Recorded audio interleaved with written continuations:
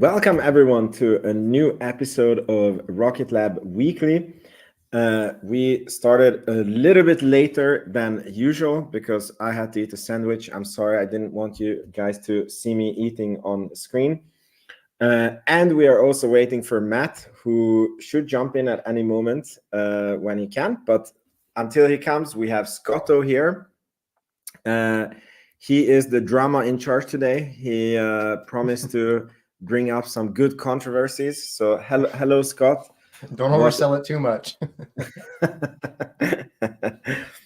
It's going to be an interesting conversation. And should we point it out? Like, I'm sure many of you guys have seen his video about Rocket Lab valuation. And I just want to point out before anybody leaves any kind of comment that he didn't say his opinion about Rocket Lab in the video. He just said that certain companies are valuated this way, and if you apply the same to Rocket Lab, then you get a very low amount. It's like, yeah, Vince and I were talking before the chat, and somebody yesterday on the live stream was saying like, "Oh, Scott was saying Rocket Lab's going to $1 to $2." I'm like, that's not what I said at all. Yeah, like it's literally like the next line. I'm like, but you can't really compare the two companies, right? Because I was comparing ULA to Rocket Lab at that time. I'm sure we'll go over it more in depth a little bit later on, but I just thought that was funny to see. Yeah, we're gonna go more into it. We just cover the news of the week as we usually do. So let me see. We start with. No, I started with the wrong one. So here we go.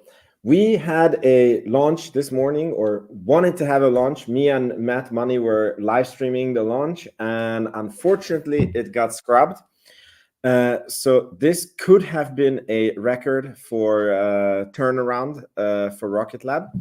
I think you also in your video mentioned that the previous record was 8 days, and I saw that you later corrected that it was like 7 days and some hours. Yeah, it was. But yeah, it was a rounding error. Is the long story short, but yeah, it would have been a record.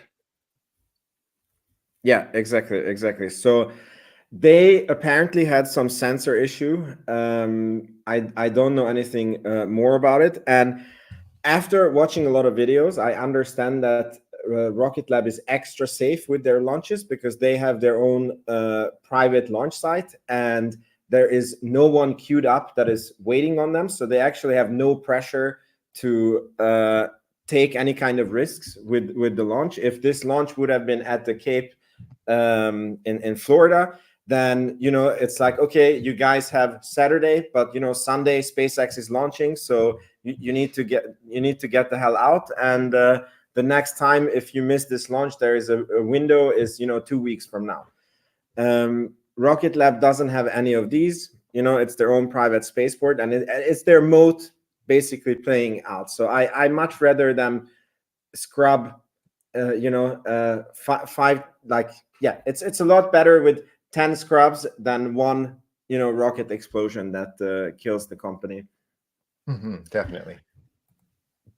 Did you catch the launch, or it was in the exact wrong time zone for you?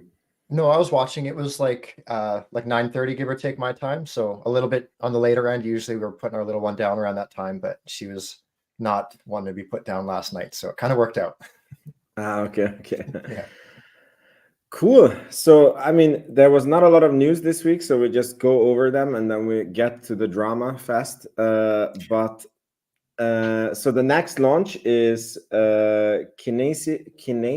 I'm saying it wrong. I think Kinese. Kinese? Okay. It's which language is it? It's Korean? I think they're French, I believe. French. I think they're based in France, yeah. All right. So they are already in Machia. And that's the next launch. It should be no problem to launch until the 15th of June.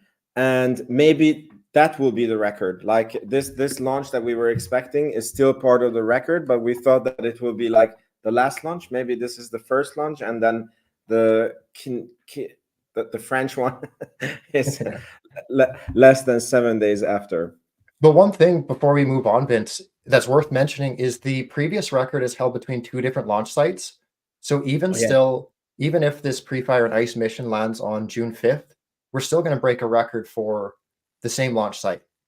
Yeah. And to take that even a step further, I think the previous record for the same launch site, from what I'm seeing, is, I thought it was 14 days. I'm seeing 21. Oh, I know what I'm doing. It's the same exact pad. So there has been 14 days between pad A and pad B, but the shortest duration between the same launch pad, what being 1B, is going to be, I mean, even after this slight delay, we're still going to break that record.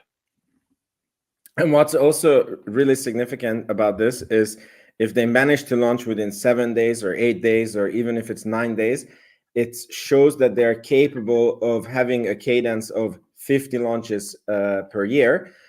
And we have spent a lot of wondering of, like, is it that they're not able to manufacture engines, rockets? Do they not have enough customers?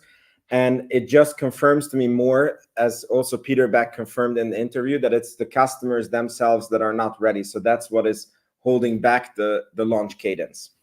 Mm-hmm. So it's a nice, significant proof of that. We got a £2 super chat. Thank you so much, Gregory. Cool. That's probably that I say this. Okay, cool. Let's carry on with the next news. Really interesting one. According to a job opening, Rocket Lab has begun the in-house development of the ion Hall thruster with the specific use in constellations highlighted. So that kind of shows that they are working on developing their own constellation, and they're moving ahead with certain parts. Any thoughts regarding this? I mean, it's cool to see. It's I don't know how much it tells us. I'm not going to pretend that I know what an ion Hall thruster is, but it does. It is one step closer to that constellation. And I think the most recent commentary was from like May 15th, I think it was, Adam Spice mentioning they're potentially 3 to 5 years out from a constellation being deployed. So one step closer every day. Yeah. As far as I understand, these ion thrusters, they are the part of the satellite bus and not the payload, and they keep the satellite. I mean, it's the thrusters of the satellite, so they keep it in orbit, and it can correct the height, the inclination. I'm no rocket scientist, but and I guess that whatever the payload ends up being, so even if they have Earth observation or communication or cellular satellite constellation, the ion thrusters will be needed on all of them. So it's actually quite smart to go ahead and start doing research and development on things that you will need whichever way you go as a company. So this would kind of rule out propulsion as an acquisition target then, if it sounds like they're bringing that in-house. Is that your read on it? I mean, yeah. I mean, they did say that they're after payload, right? Mm-hmm. Payload or satellite bus. So this would kind of fit under satellite bus, but I guess we can kind of rule it out. Looks like. Yeah, I think so. Because Adam Spice I think was it in the TD Cohen conference where he said that they are good with satellite buses, and it's the payload where they lack. Yeah, maybe you're right. I can't remember which order it was, but I remember one conference he said payload and satellite bus, and the next one I think maybe he just said just payload. Yeah. Kind of narrowing it down, it seems like. Yeah. I'm pretty sure. So they're like good on the satellite bus. Like they don't feel that they need help there. It's more the payload. Okay. Cool. So then we go to that was all the Rocket Lab related news. Unless you know something that happened this week that I forgot to mention. I've been pretty out of it this week, just putting a video together, so I'm not too up on the news. All right. So talking about the video that you put together, you made a quite controversial video. Shouldn't have been. So I want to play the part where you talk about Rocket Lab valuation. And I was really hope that Matt Money would be here for this part, but I guess he will come when he comes, and then we can circle back to this. But I'm going to play this segment. It's about 5 minutes, and then the chat, you, me, we can discuss what we think about it. So here we go.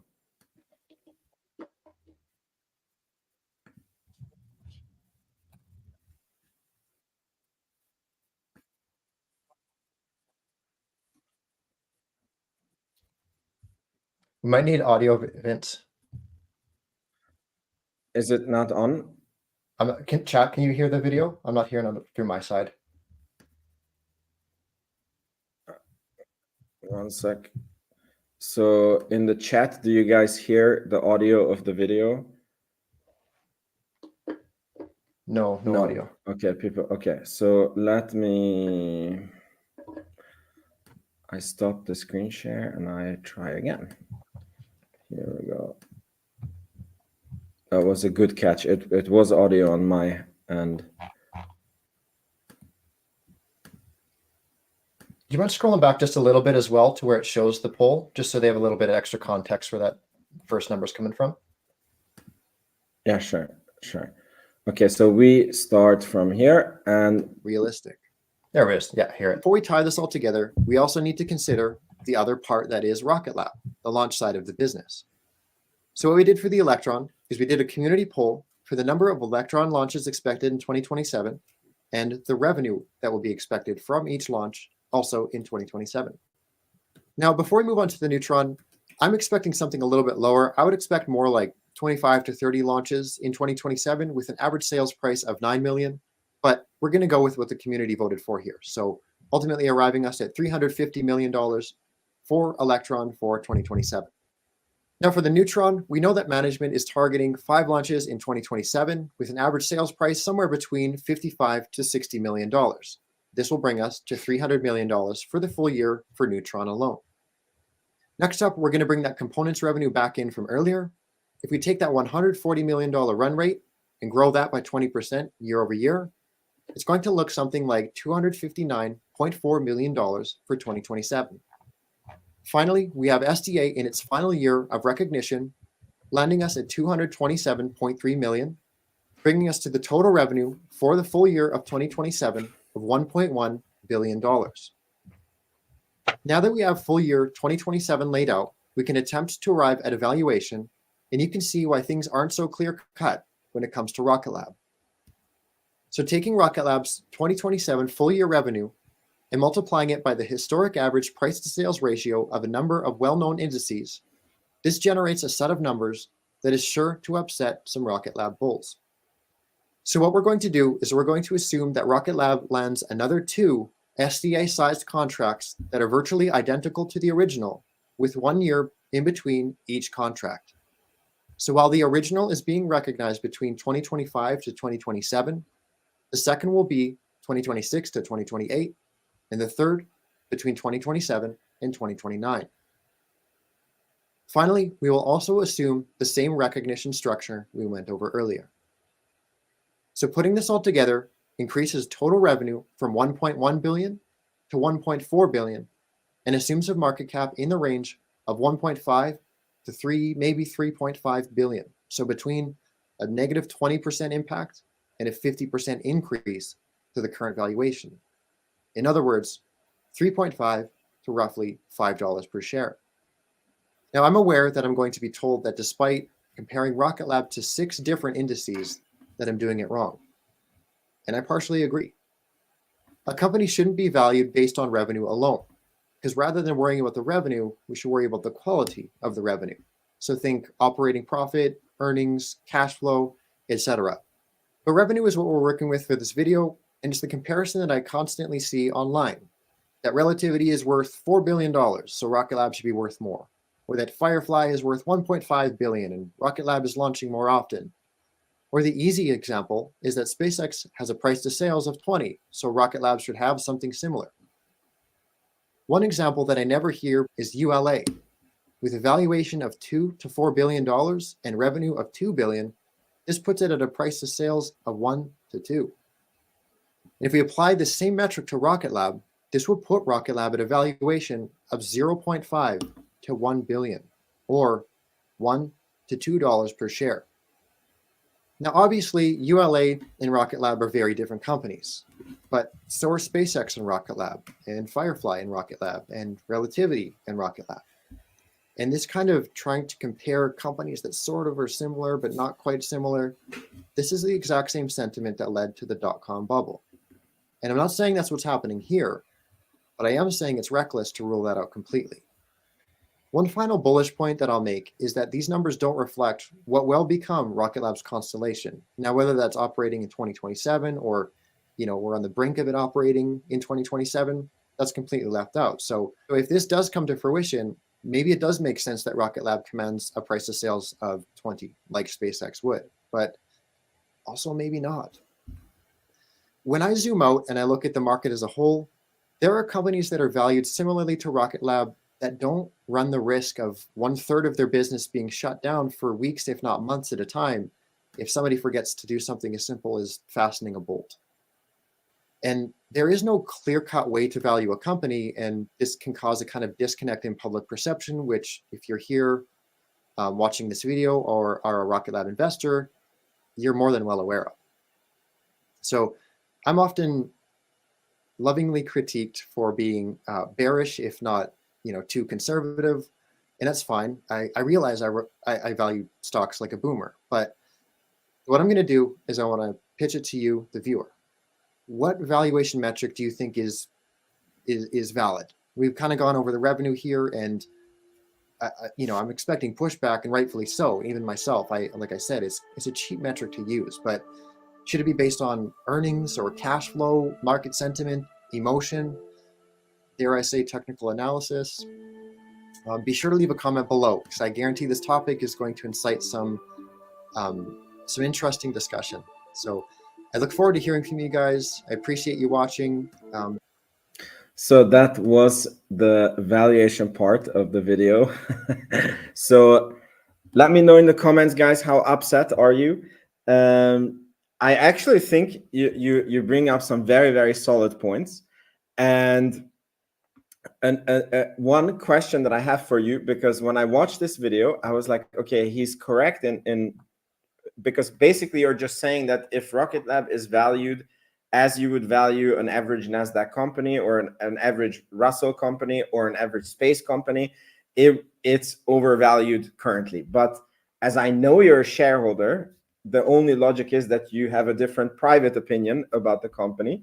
So I'm curious, like, what is your private opinion about the valuation of the company?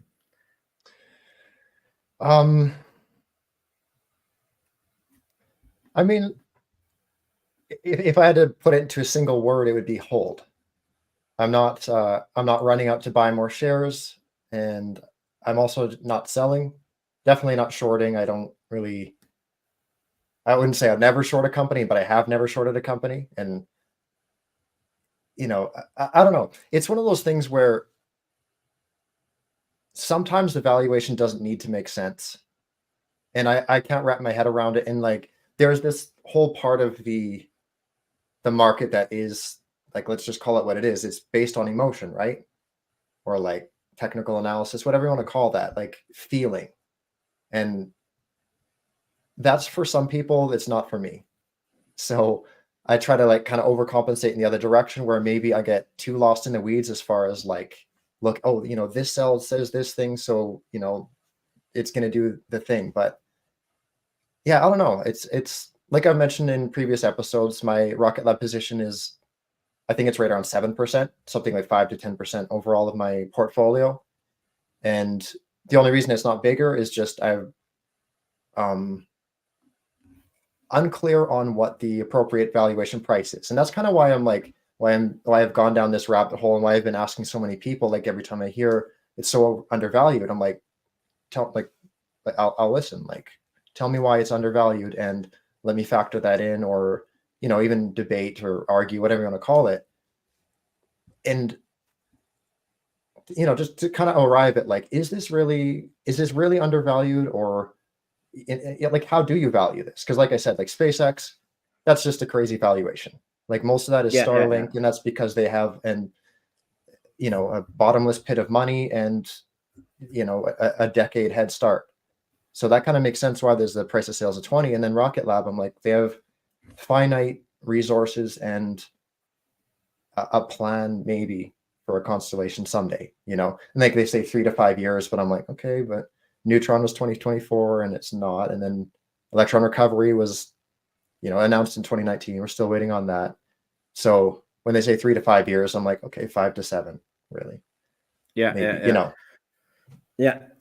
Let me give you a counter argument. I actually looked at, when I saw your video, I was like, okay, let me check my Rocket Lab valuation model.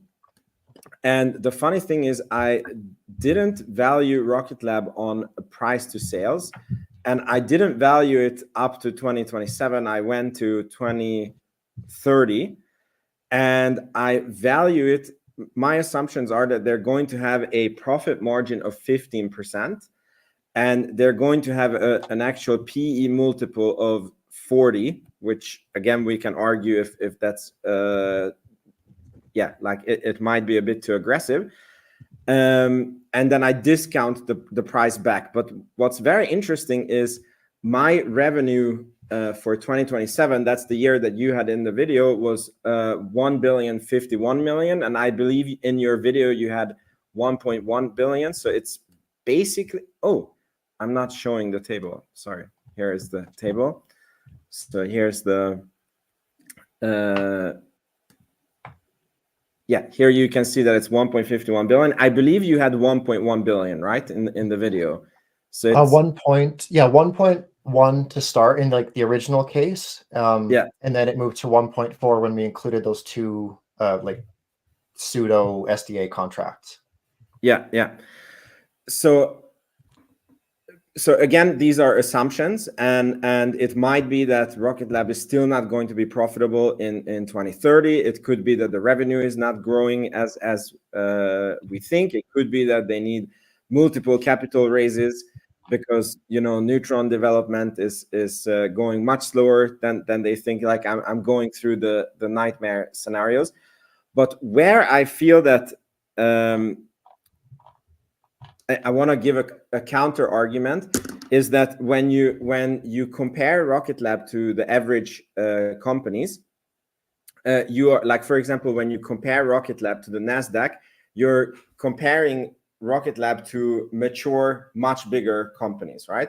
And then when you compare Rocket Lab to the Russell, you're comparing Rocket Lab to some very early startups and some failed startups that are both in the index together, right?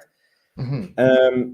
And basically, if you have a growth company, like a company that is growing very nicely, a price to sales of between 5 to 10 is quite normal for the company. Like it depends on the growth, right?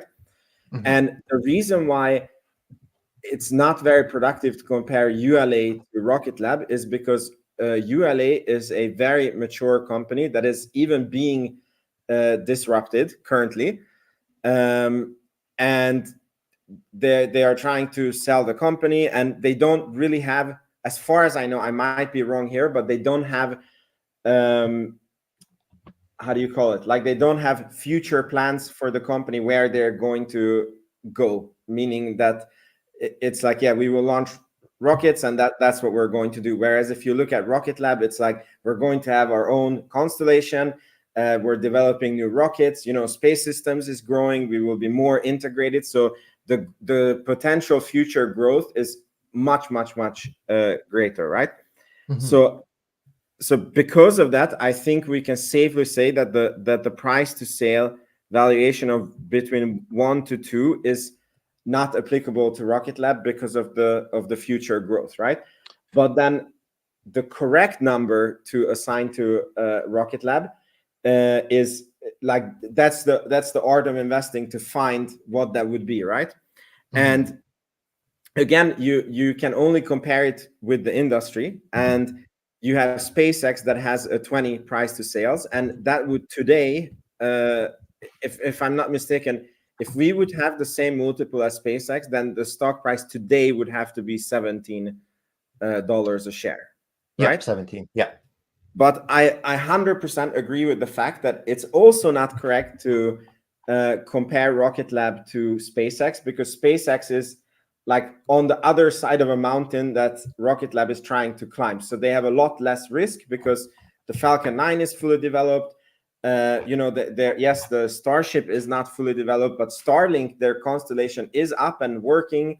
They have millions of customers, and they really have endless ways of getting, like the bank, like Rocket Lab has a low bankruptcy risk, like SpaceX has a practically zero bankruptcy risk, because so I would agree that the 20 is way too high for Rocket Lab. So I think that a price to sale of 5 for a growth company, because we are growing 70% or 60 some odd percent year over year. I think that the 5 price to sale is quite a bargain, and I think 10 is maybe on the high end, and the 10 price to sales would put us to 4 billion in valuation on the current year, and the 5 would put us to 2 billion, which we are currently valued at. Yeah, and I agree with your statement. It's probably as useless to compare to ULA as it is to compare to SpaceX. Like it's definitely doesn't deserve a 1 or 2, and it definitely doesn't deserve a 20. Yeah. Another one that I was thinking of too, that I was kind of like brainstorming after putting the video together is, and I know that it's going to be like, what are you talking about? But the railway industry is kind of like, it's, when you really boil it down, it's synonymous to space in the way that, sorry, what did you say? I said, what are you talking about? Well, in the same way that there's like 5 to 7 large players, and really no one's going to disrupt this, right? It's kind of, what's the word? Not a I see, not a monopoly, but and anyway, what I'm trying to get at is oligopoly. That's the one. When you look at the railway companies, those are a price to sales historically of 2 to 4 even. So those aren't growing like space companies would be, but that would bring the 2027 case to 4 billion to 5.5 billion. So an easy double from here in 3 years. Even that's which is very reasonable. Good. I would not cry over that. That's a 30% year over year increase. I would not cry over that. And again, the only disagreement that I would have with this is that I see where you're coming from with the comparison, but the railway again is a very mature something, right? So like on Rocket Lab, we are disrupting the cost plus model of ULA and Lockheed Martin, and also that the satellites and the constant, like there's a new wave of constellations coming, and they're coming down from geostationary to low Earth orbit, and they have to be replenished all the time. And I think that the whole industry is really like step changing into something new. So I would say that a very low bottom could be the 4 price to sales, like with your railroad analogy. But again, it's the growth aspect that is missing from that. And another very interesting comparison on this could be the auto industry. Again, you can say like, what are you talking about? But like Tesla comes along, and you have Ford and GM who have a PE of, I actually don't know, but probably like 6 or 7 if I remember. I think so. Well. Yeah, sounds right. Yeah. And then you have Tesla, who's going into a new version of the auto industry with full self-driving, so disrupting the industry, and they have a PE of, I also don't know Tesla's current PE, but it's like 50 or 60, right? Like way higher valued than a stale industry. And the Tesla PE seems like way overstretched, but the PE of like 5 to 6 seems very, very low. So the truth is somewhere in between. And like to add to that, I had a friend, like maybe it was two years ago, give or take. And so where Tesla is, SpaceX will use Rocket Lab to Rivian for this example. He approached me, and he's kind of always been like very, like, one of the type, like anytime Elon or SpaceX or Tesla gets brought up, you kind of feel them like get mad for whatever reason. So he's always been kind of like anti-Tesla, for lack of a better term. And I don't know what the deal is, but anyway, one day he approached me and he's like, I did it. I bought Rivian. And I'm like, well, okay, like what's your thesis here? And he's like, well, and his whole story was like, they're going to disrupt Tesla and they have room to run, is the way he put it. I'm like, room to run? Like, what do you mean room to run? Like, well, the stock price went from 90 to 40, so it's going to go up.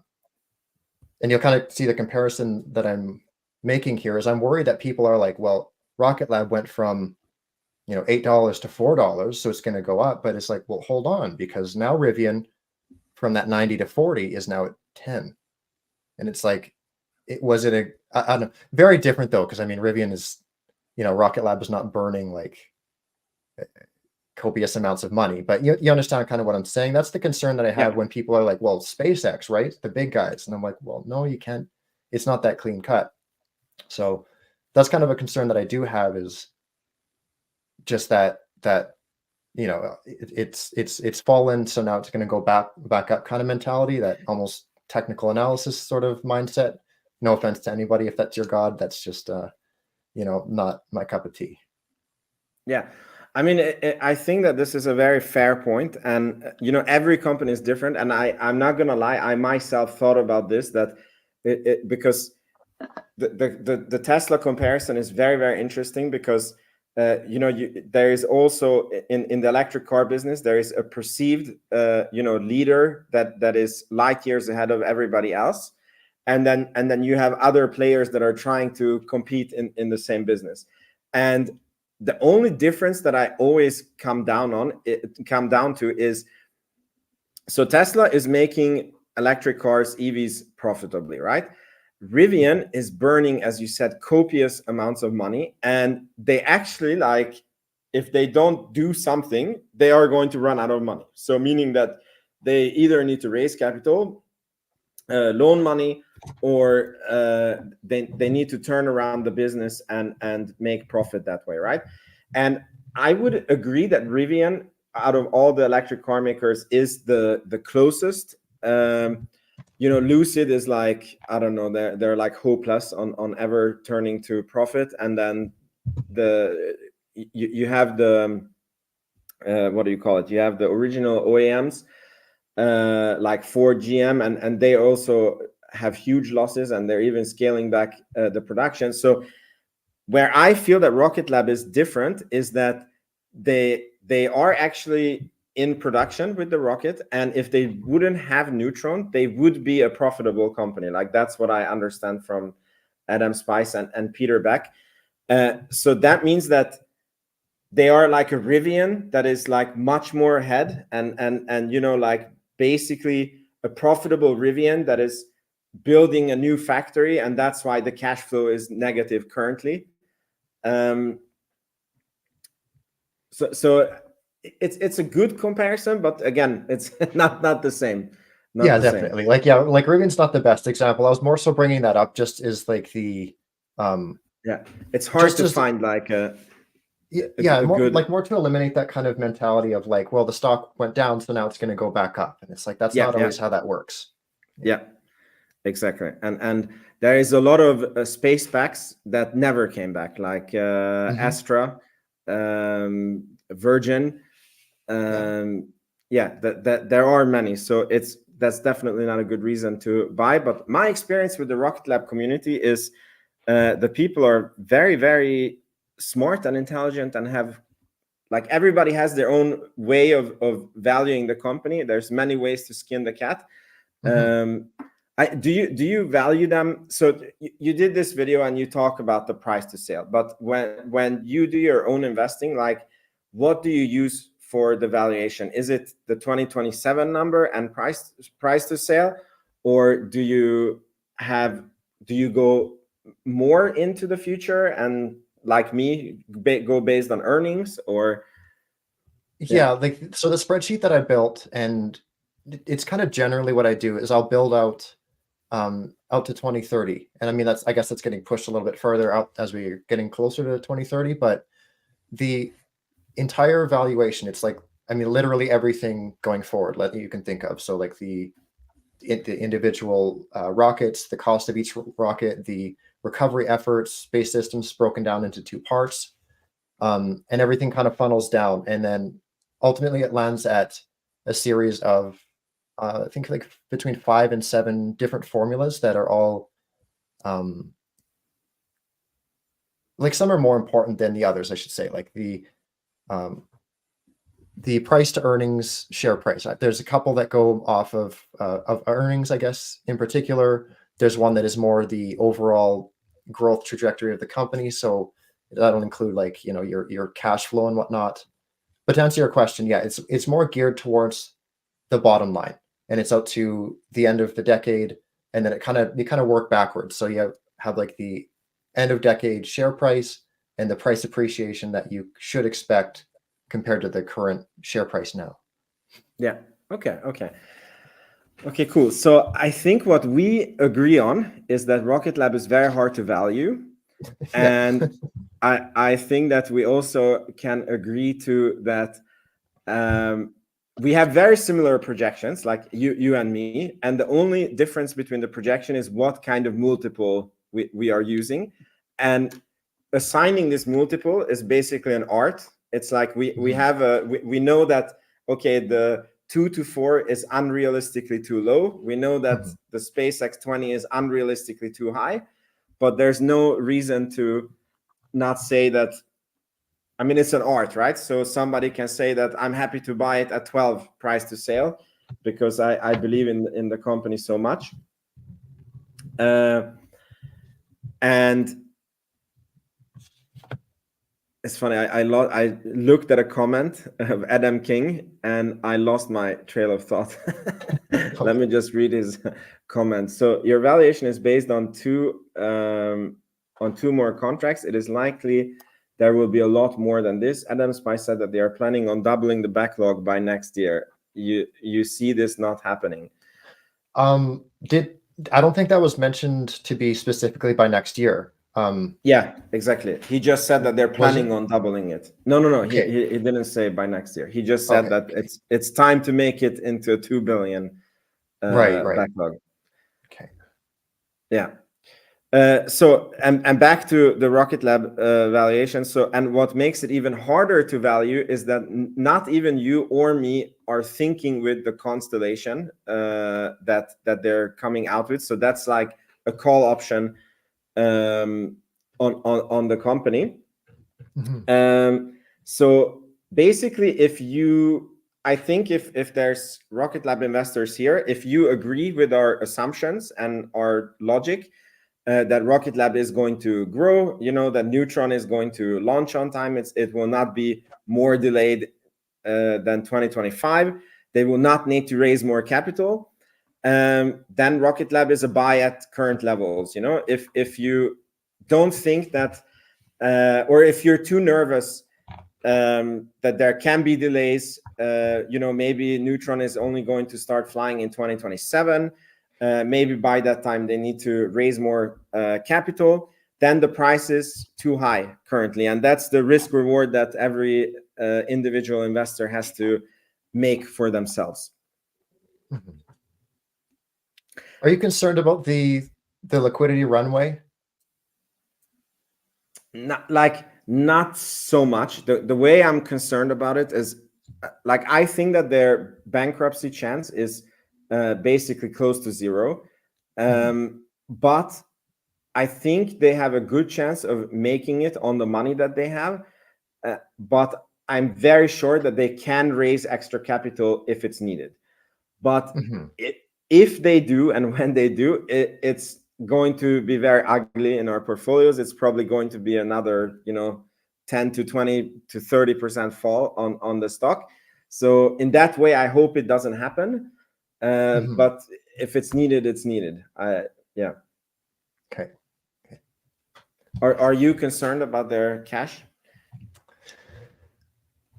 I wouldn't rule out entirely. I agree with you that raising money is not going to be an issue, but that is going to be at the cost of shareholders, right? So if you're loving Rocket Lab at $4 right now, it's important to keep in mind that that may, indirectly translate to actually buying at 5 or 6 or something higher. You know what I mean? If you do get diluted because we need to raise more capital because Electron is delayed a little bit further out or something doesn't go according to plan, kind of an idea. Yeah. And I also just want to say that I think that the trouble with the stock price, why it is so low, is because Wall Street is looking at it exactly like Scott's example, that they're not doing this future, like an average analyst has, I don't know, 1 to 2 hours to look at the stock, and they will look at it exactly like how you said it, that, okay, the average NASDAQ is here, the average space stock is here, ULA is valued at here. And I have lived through this with another stock, Palantir, that I bought at $8, first at $12, then it went down to 10, then it went down to 8. I kept adding, then it went down to 6. And at that time, it was also like, is this a consultancy? Is this an AI company? And consultancies are valued, between 1 to 2. I think it was a 5 PE, like that's for a consultancy, that's like a good PE. And then as the time went on, the market changed its viewpoint about the company, and then it became an AI stock, and it got a different multiple, and the stock price went like more than double up. But it wasn't because the company changed so much, and the earnings of Palantir actually changed very little. Like they went from a 14% growth to a 16% growth, and then to 18% growth. And it's not amazing, like this change in growth, it would not how do you call it, like it would not validate or command such an increase in the stock price. It was just how the analyst looked at it. And I think that is why the stock is here. And I believe that it's going to change at one point. I don't know what that point is, when it's coming, or what the trigger of it is going to be. And that's the time I believe that we all have to add to. Again, if you agree with the assumptions, then this is the time that you have to add to your position. And after that time, it's going to hurt very much. One other bullish point that I'll bring up too, that I think Wall Street could be looking at it, is like, the oversimplified way to look at this is like, if you walk into a store and there's 2 items on the shelf and they're virtually indistinguishable, and you're like, well, I don't know, like what one do I buy, right? I can't tell them apart. So you ask the guy and you say like, well, what's the difference here? Which do I buy, product A or product B? And he says, well, this one might break every time that you use it, or this one is going to be more durable. And like, to really oversimplify, it's like there can be like a stable investment that's priced similarly to Rocket Lab, or there's Rocket Lab. If one company has a higher likelihood of just incinerating capital, I'll ask you, Vince, just like, why would that trade at a premium? Like, sure, there's the moat argument and whatnot, but I'm like, well, but there's also the argument of like the like 1/3 of the business being shut off at any given time. Yeah. I mean, it's a fair point, and again, that should be reflected in the multiples that you assign. Like that's your judgment call as an investor, right? To like, let's say that if Rocket Lab was a software company where nothing can go wrong, you don't have this possibility of rockets blowing up, then you would say a 12 price to sales for such a growing company is worth it for you. I mean, Palantir, I think, is at 17 price to sales. Snowflake, which is another AI company, I don't remember their exact number, but I think at one point they were like 19 or maybe even 20 price to sales. I know that the stock price hasn't been so good lately, So again, like when you factor in this risk and then you say that, okay, it's a very fast growing company, because I mean, growing 60% per year is like not a lot of companies that are growing that fast, right? Or let's put it this way. Can you name another company that is growing 60% year over year without No, Googling? but like the next 1 year is going to be a minimal growth. It's definitely not going to be 60. And granted, well, it seems like we'll tick back up after 2024, but that might be that kind of like short-term mindset that Wall Street loves, is just like, okay, well, the next few quarters are going to be bad, so let's, put it in the dark and forget about it. But is it? Because the next few quarters are going to be amazing, no? The Because next quarter is, but then if you look at the backlog and what they're expecting to recognize over the subsequent 3 quarters, it's looking at maybe declining growth, but stagnated growth for the overall but revenue. at a very high number. It's looking like we're resting at 105 for the next 4 quarters, we'll call it. Yeah, but that is like a 40-50% increase compared to every previous quarter, right? I believe so. It's like a good number year over year, but then I worry Wall Street will just say like, oh, but quarter over quarter, it's 0, Yeah. Again, it's a whole viewpoint of Wall Street that has to change, and but I think this was a very good discussion, because that, like, honestly, there's no way to there's no right or wrong way to value Rocket Lab. It's not set in stone, and that is the risk that we take as investors. So it's very good for everybody to understand this part.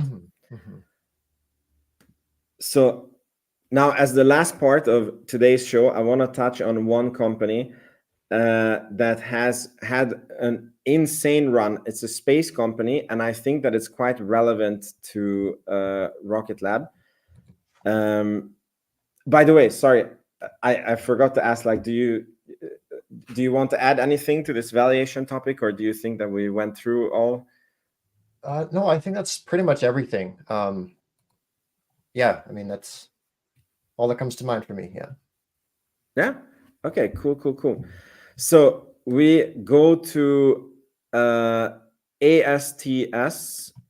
Let me see if I find. I want to have like a system here where I just like push buttons and. Okay. Am I sharing my screen now? I'm not seeing it right now. Okay. Good. So here we go. There we go. Exactly. So this. So is there anybody here who's an Astra? No, it's AST SpaceMobile. No. Sorry. It's not the wrong word. So ASTS SpaceMobile investor. So the stock went ballistic in the last few weeks. They went from $2 to $9, and really congratulations for anyone who bought it at the $2 levels. Not so much congratulations for the people who have been holding since the IPO, because it IPO'd at $10, or probably de-SPAC'd at $10. So we are not at that point yet. And I just wanted to do a quick segment on this. Somebody said I need Neuralink. Yeah, it would be amazing. So this is relevant for Rocket Lab for a number of points. So Dave Cake has $5.5 cost average. Okay, cool. So you're almost double up on the stock. Congratulations. I want to answer a few questions. Is this stock a buy now? And how is it relevant to Rocket Lab, and what happened? So what happened is this company has deepened ties with AT&T and Verizon, I believe. This was both announced in the last 2 weeks. And these deals mean that they get cash injection, future customers, and they are basically going to have mobile coverage in the whole continental USA. So they will be supplying SpaceMobile coverage in all of US, and the investors like this news very, very much.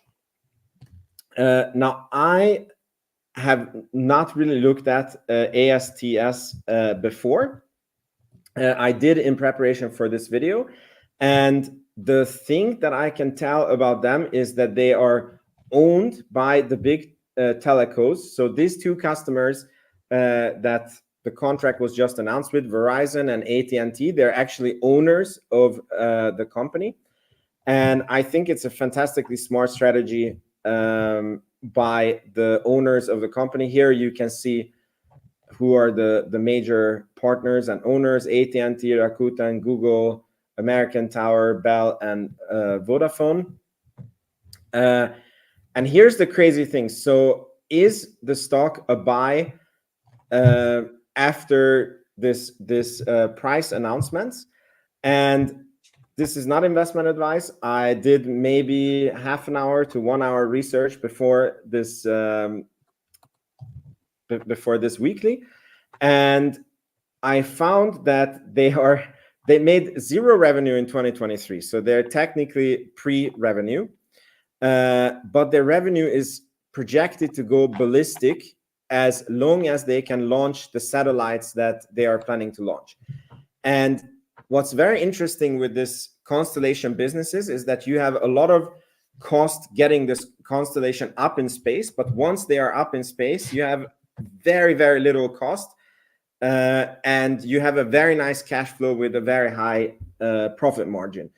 And this shows in the calculations. If you look at the EPS numbers that the analysts are projecting, so this is the revenue forecast. Like in 2028, they are projected to have 2.2 billion in revenue.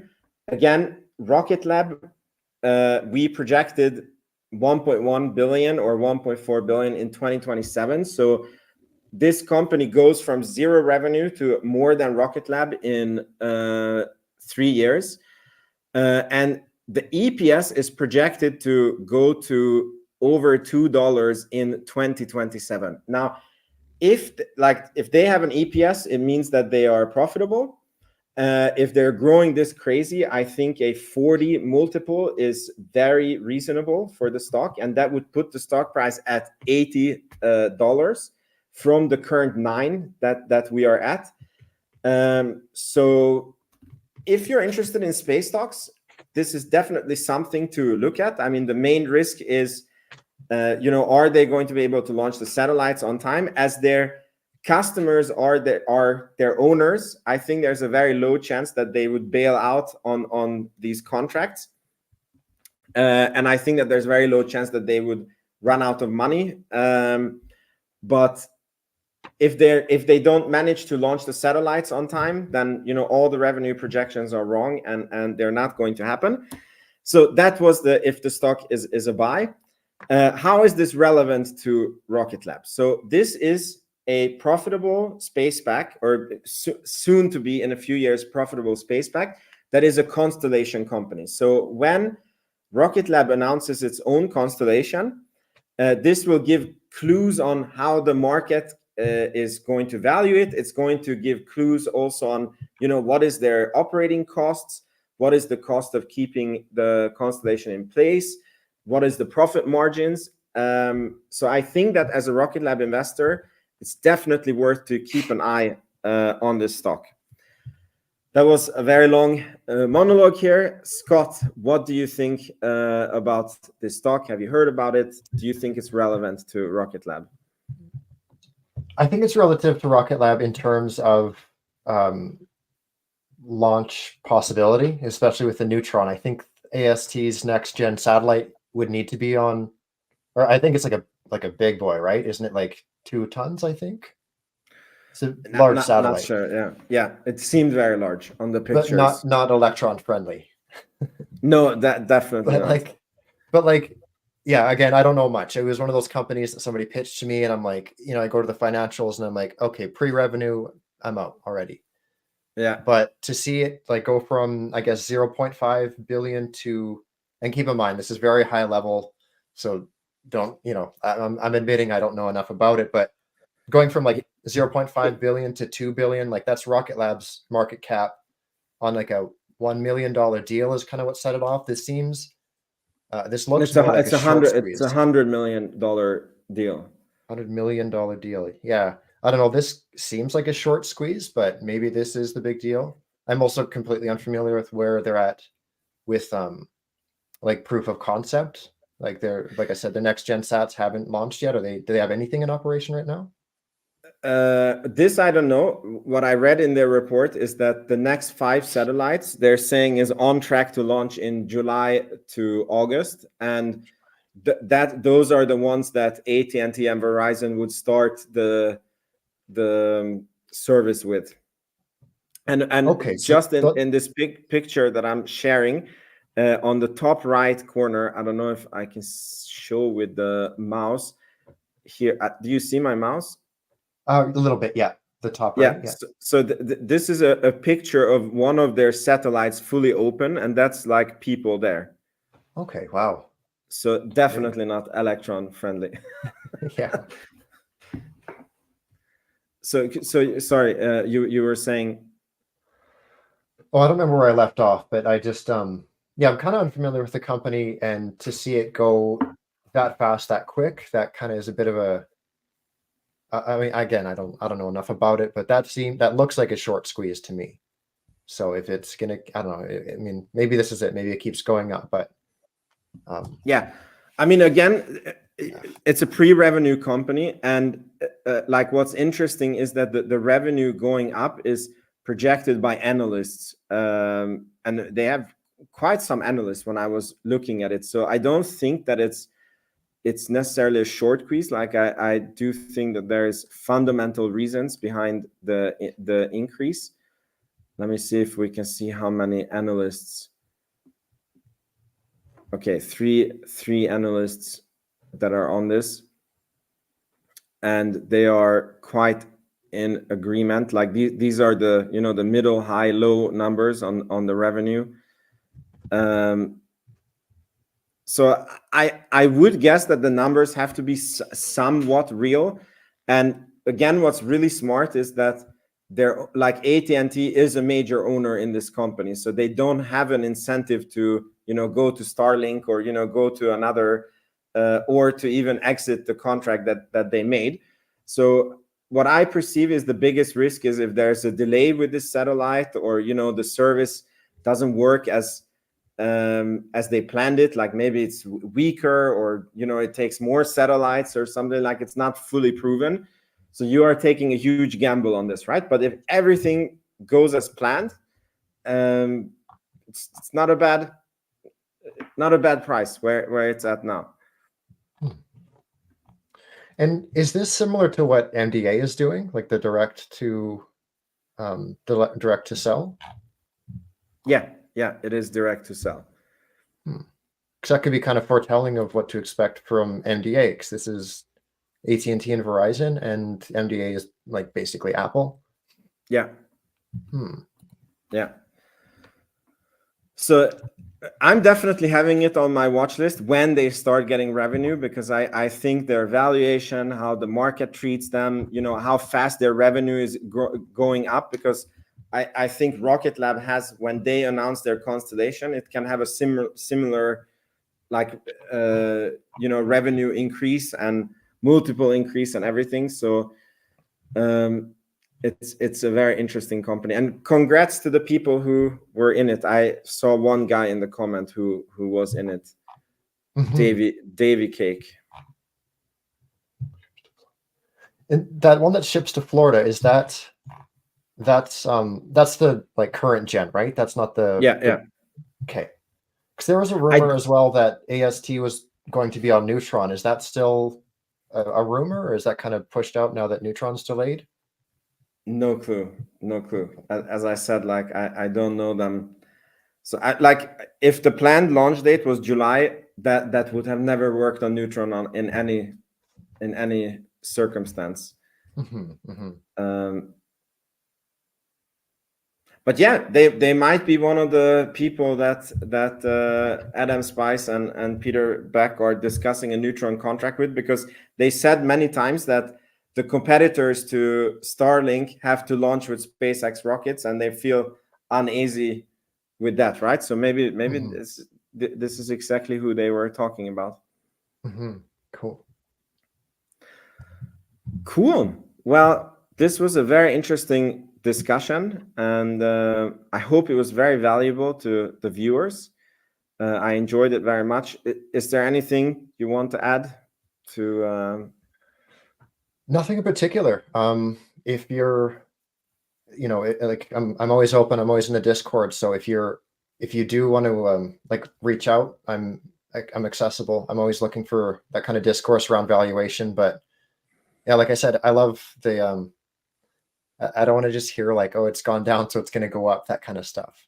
But if it is I don't know. Love talking about this kind of stuff. So thanks for having me on. Yeah, awesome. So thanks, everyone. I'll see you guys next week. Okay, see you guys. Ciao.